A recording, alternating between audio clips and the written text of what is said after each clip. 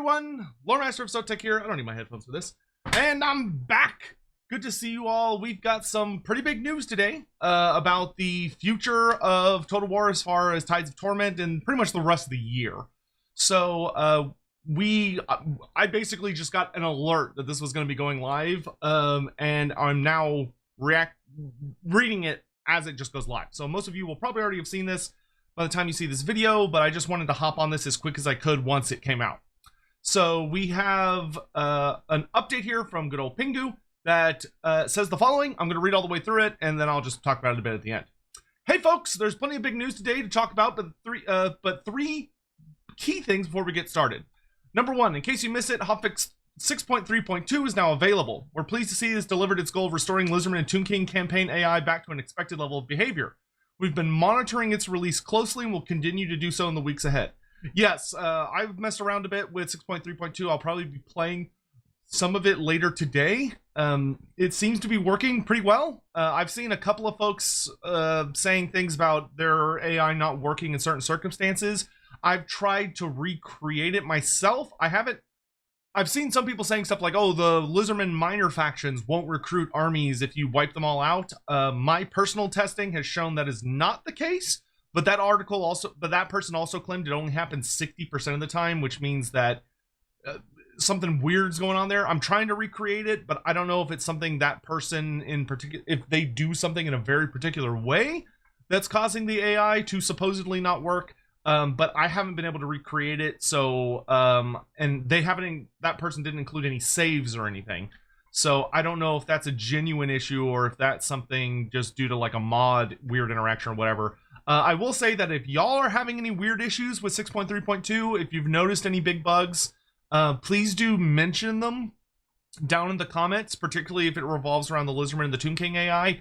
I have not noticed any, and I've been testing it pretty rigorously with the Fog of War mod and also without any mods, and haven't noticed any issues.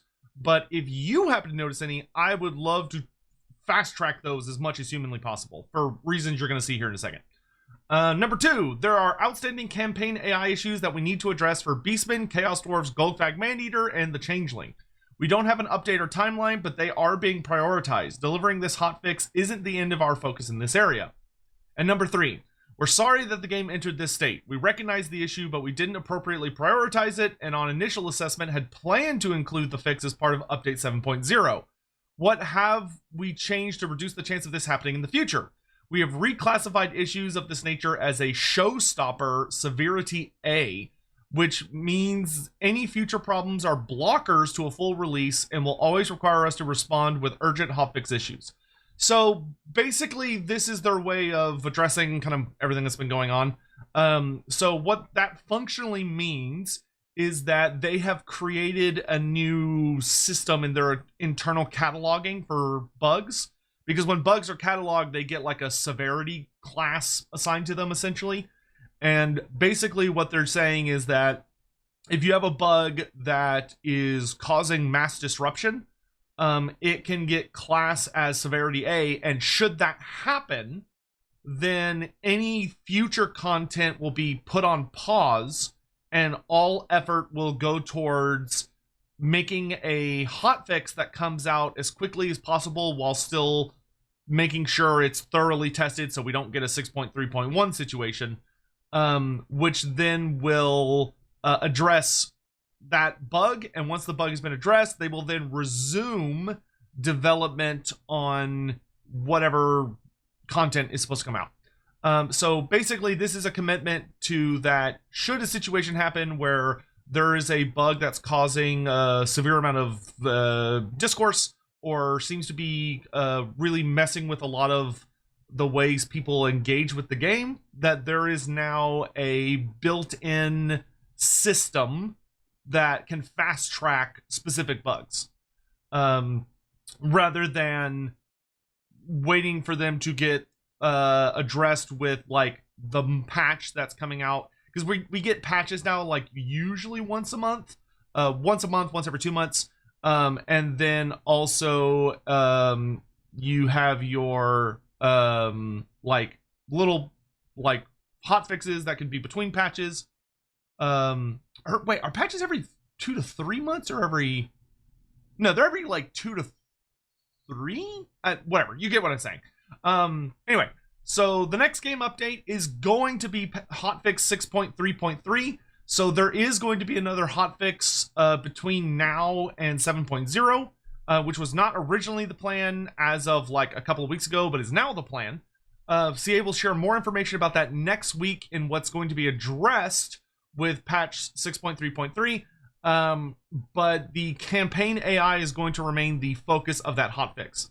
Before we move on to news about our future releases, we want to be clear with you about that while we want to get new content out for you, we know we must prioritize any urgent fixes to get the game in a better place for you all. Yeah, I'll talk more at the end about thoughts on everything. Total War Warhammer 3 Tides of Torment has an official release date, which is December 4th.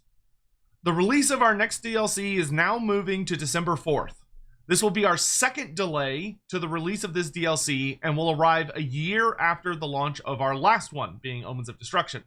We know this is frustrating for you. It is for all of us too. In short, it's been a frustrating year, but we absolutely do not want to repeat past mistakes.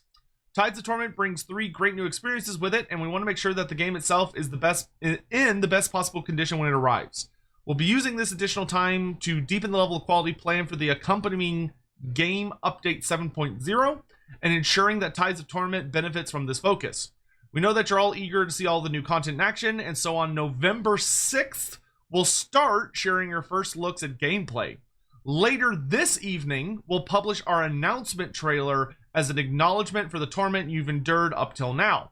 We look forward to showing you everything else next month. So basically the trailer, like the full cinematic trailer and everything, is coming out today. It's going to be coming out in a few hours. And then in addition to that, it's been pushed back to December 4th, which is the first Thursday of December. The last time they had spoken about release dates, I believe they had ballparked for late October. But because of everything that's happened, that's no longer possible. So, I don't think this is a bad thing to be, well, I don't think it's terrible. It's not ideal. But, you know, if the more time they take, the more polished it can be. And if I were in CA shoes, I would be fucking obsessed with making sure that this 7.0 is as close to squeaky clean as humanly possible. It's got to be squeaky clean. It has to be squeaky clean. So whatever they need to do to make that happen needs to happen. Because the last thing you want to do is release a DLC that is going to be in any way, shape, or form notably buggy. That cannot happen. It cannot happen. Total War 25th Anniversary Showcase is going to air on December 4th. Alongside the release of our next DLC, we're also unveiling the future of Total War, including new historical and fantasy release titles introduced by the people bringing these games to life. The 25th Anniversary Showcase will air on December 4th, with all the details about how and where to watch coming on December 1st. We had paused many of the 25th anniversary celebrations in recent weeks, but we will be returning those legacy celebrations in November, including our retrospective roundtables on Total War Warhammer 1, 2, and 3, and the Total War Warhammer Championship. If you've missed any of the videos we've published so far, you can catch up on our YouTube playlist, and you can follow that link. That one's self-explanatory. I don't think I need to add on to that. I will say the 4th is going to be a busy day. That is going to be such a busy day. But I mean, that should work fine, because like you're all gonna have the DLC in your hands at that point, so you'll be able to play and then like be watching it on like a second screen or your phone or whatever, so you can enjoy watching the reveal show and the shows while just playing whatever game you want. The new Total War mod manager is also releasing as version 0.8 on December 4th. Last but absolutely not least, at the end of last year, we informed you of our plans to remove the Total War launcher and to replace it with a robust mod management system. Over the past few months, we've been conducting a final round of public testing with a select group of Total War veterans outside of our creator programs. Yeah, I know literally nothing about this. I assume they're working with like veteran mod makers would be my guess. Like people that actually know this system very, very intimately to make sure that it's doing everything it's supposed to, which is good. That is the people they should be working with for it. To ensure that what we've created meets the needs of the most hardcore Total War Warhammer 3 fans. We're in the final stages of development and are ready to bring it to a wider group of players for testing and feedback. So on December 4th, we'll rework the select launch option configurator on Steam to enable players to bypass the current launcher in use today and launch directly into the game, or to run the new Total War Mod Manager application. So worth noting, this is not going to be the full release of the Mod Manager. It's 0.8, which means it's almost the full version. But you'll be able to bypass it if you don't want to deal with it. But if it's something that you want to work on or be involved with and to give feedback and all that stuff, you have the ability to like opt into it and help out if you'd like. After this, we will react to any unknown errors, bring a final set of improvements, and visually overhaul what you can see in the screenshot above to bring it up to standard. We've received a great deal of positive feedback from those who helped to test the new Total War Mod Maker. Thank you to those that contributed. The legacy version of the launcher will remain a launch option via the Steam's select launch option configurator until we reach version 1.0. This aims to minimize any disruption to modded campaigns who don't want to participate in testing. As we get closer to its release, we'll share a full breakdown of the features. Great! Cool. I think a new mod manager is awesome. I'm not a huge fan of the current Total War launcher because I find it to be weirdly slow. Like if you open it, it like makes the whole PC be like for a second. So I think replacing that is great. Game update 7.0 preview. With Iceland, Dakala, and Sail acting as the standard bearers for the Tides of Torment, we've ensured that our respective races are being updated as part of Update 7.0, and we want to share some of the improvements that you will enjoy on December 4th. The sweeping new update for the High Elves centers around the new Patrons of the Realm feature, which lets factions vie for influence across 11 seats of power to unlock rewards and potential confederations in Ulthuan. 11 seats. There are 10 kingdoms, but 11 seats. I'm wondering what the 11th seat is, because there are 10 Ulthuani kingdoms. I wonder if it's going to be something like the. I mean, it could be the Navy if it's with Iceland. It could be like the colonies. The colonies could be an option as well. The Elven colonies that are scattered around the world. Alongside this, Tyrion gains the new Champion of Ulthuan feature, allowing him to enact new themed actions on any visible region or force. Okay. Whilst Teclis gains the Secrets of the White Tower feature, allowing him to supercharge the spellcasting potential of wizards throughout his armies. Hooray! So, Balthazar Gelt is no longer more powerful and a more influential wizard than Teclis. So, praise be. Praise be. Norska's long-awaited overhaul unleashes a brutal new era for the Northern Raiders. Expect improvements to legacy features such as allegiances and the monstrous arcanum, as well as the introduction of the new pillaging action feature. Alongside this, both Wulfric and Throg will get their own dedicated share of the spoils with new features and quality of life updates, including a new start position, for the Wanderer, and a unique resource for the Troll King, and much more. Oh, Wulfric's gonna get a new start position. That's interesting. That's very interesting. I wonder where he'll go. That's cool though. That means both Norska Legendary Lords won't start in Norska. I could see him moving to Southern Cathay, where I think they're called the Wormkin Norscan tribe are. I could see him moving to Skeggy. I could see him moving maybe off the coast of Ulthuan, like further south past Albion. Because Wulfric does raid Ulthuan in one of his in his novel. It doesn't go well, but he does attack it. I'm curious where he's gonna go. The Lord of Excess welcomes perhaps the headline element of patch 7.0 with the introduction of a brand new free legendary lord that's bound to keep you on your toes. The Mask of Slaanesh. Woo! As Slaanesh's herald, you'll conduct the Eternal Dance, a fast-paced campaign mechanic where armies perform themed dances to gain escalating bonuses, rewarding aggressive play and constant momentum. Oh, okay, that sounds cool. So she's kind of like the corn, almost like the Tarok's corn flavored Slanesh faction. That could be pretty fun. As shared at the top of today's post, we are expecting to deploy additional updates prior to 7.0's release, and will update you across all our channels in the coming weeks as we make further progress towards those releases. And that's the news. It's a big month ahead and a lot to look forward to on December 4th. We'll be chatting with you about today's news and answering questions across our communities and our live streams. Thanks for reading us on the battlefield, Freeman. Okay, so that is... see, 7. Oh, wow. Okay, so 1, 2, 3, 4, 5, 6, 7. So that is exactly 7 weeks away from today. 1, 2, 3, 4, 5, 6, 7. Yeah, so that is 40. Oh, God, math. 49 days? No, 40. Yes, 49. Yeah. So 49 days until the big day. So the 4th of December is going to be fucking huge. This is going to be a gigantic day with a big reveal show where we're going to find out everything that's coming down the chute for Total War. New historical titles, new fantasy titles. Though I feel like the term fantasy, I will be shocked. I will be shocked if it is not Total War 40,000. I will be flabbergasted. But it could be something else. I don't think it's going to be something else, but it could be something else. Who knows? Maybe it could be something totally out of left field, like Total War, Lord of the Rings or something.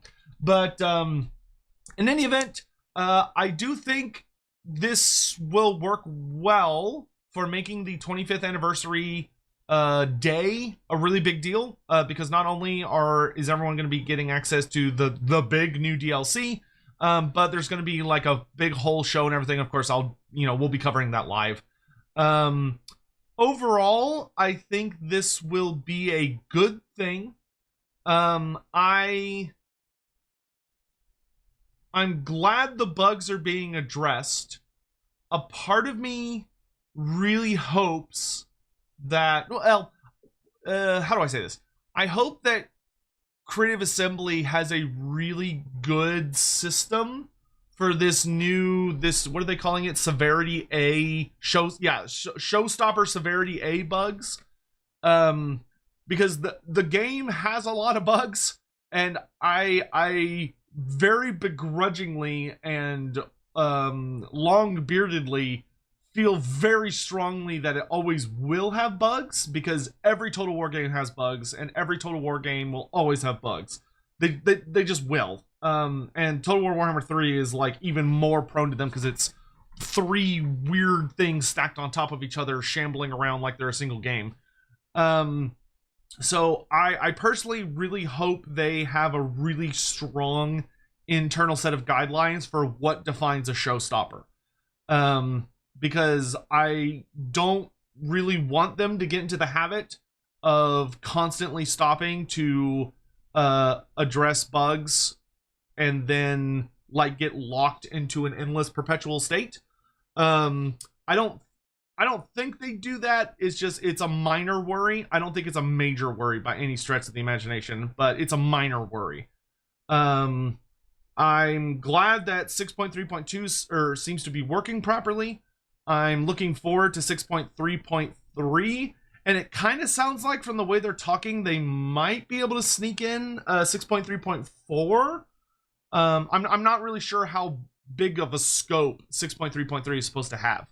But it mostly sounds like the remainder of this month and most of November is going to be dedicated to trying to get out continuous stream of hotfixes to mostly address campaign AI, leading up to the release of 7.0, which will then take us into the end of the year. With, I imagine them having like a week or two of December after 7.0 to deal with any potential bugs that may be introduced by the DLC. God, I hope that DLC does not have any major issues. I really hope that DLC doesn't have any major issues. I think for the most part, this is great. Obviously, like, delays are never fun, but I would rather them delay things and allowed December to be a purely awesome thing where things are great and everyone is really happy and everyone's just able to enjoy the game to its full potential, than not do that and it's just, you know, more of a mess. What I will say is I'm curious for anyone that's in the chat the comments, how is the game for you right now? Like, is there any like particular major bugbears that you still want tackled, like right now? Are you pretty happy with the current state of things? Are you feeling fairly positive about this news? Are you frustrated? I'm really genuinely curious to know y'all's thoughts. This will be interesting. So yeah, I mean, I don't think I have anything else to add. I'm looking forward to the trailer today. I love trailers. They're always super fun and exciting. And the music is almost always a fucking banger, so I'm looking forward to a new absolute banger to add to my collection. But yeah, I think that's all I have to say in regards to this. I really hope Tides of Torment is super successful, because it would be nice to see people enjoying themselves, truly. Me, for the most part, I intend on playing a bit later today. I am going to be playing Three Kingdoms a bit today, because I need to play Three Kingdoms as part of the Creator Clash Showcase stuff.